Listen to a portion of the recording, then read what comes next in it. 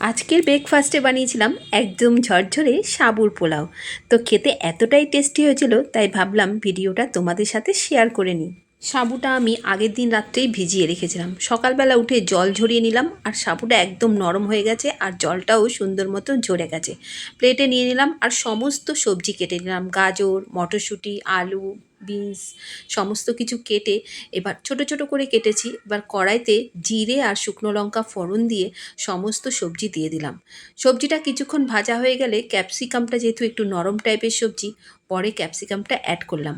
ক্যাপসিকামটা আরও কিছুক্ষণ ভেজে নিয়ে এবার একে একে টমেটো কুচি, আদা কুচি, স্বাদ মতো নুন, একটু হলুদ আর একটু কুচিয়ে কাঁচা লঙ্কা দিয়ে দিলাম।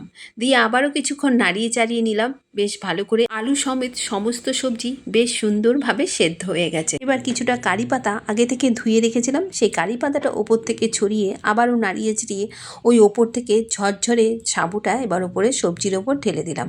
ঢেলে আবারও খুন্তির সাহায্যে বেশ সবজির সাথে মিশিয়ে নিলাম। অনেকক্ষণ ধরে নাড়িয়ে চাড়িয়ে সবজির সাথে একদম মিশে গেছে, আর সাবুটাও একদম নরম হয়ে গেছে। দেখতে কিন্তু বেশ কালারফুল লাগছে, নানা রকম সবজির সাথে মিশে সাবুটা বেশ ভালোই লাগছে। ওপর থেকে একটু গোলমরিচের গুঁড়ো আর একটু লেবুর রস ছড়িয়ে দিলাম। লেবুটা দিলে বেশ ভালোই লাগে, একটু টক খেতে।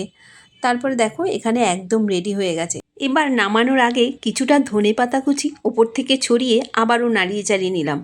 রেডি হয়ে গেছে ব্রেকফাস্ট। দেখতে কি কালারফুল লাগছে। ব্রেকফাস্টে প্রতিদিন রুটি তরকারি খেয়ে খেয়ে যখন আমরা বোর হয়ে যাই, তখন এইরকম একটা নিত্য নতুন ডিশ পেলে কিন্তু মনটা নিমেষেই ভালো হয়ে যায়। কি তোমরাও কি আমার সাথে একমত? কমেন্টে জানাও। তো ভিডিওটা ভালো লাগলে অবশ্যই একটা লাইক করে দিও। আজকের মতো এখানেই, দেখা হচ্ছে আবার পরের ভিডিওতে। টাটা, সবাই ভালো থেকো।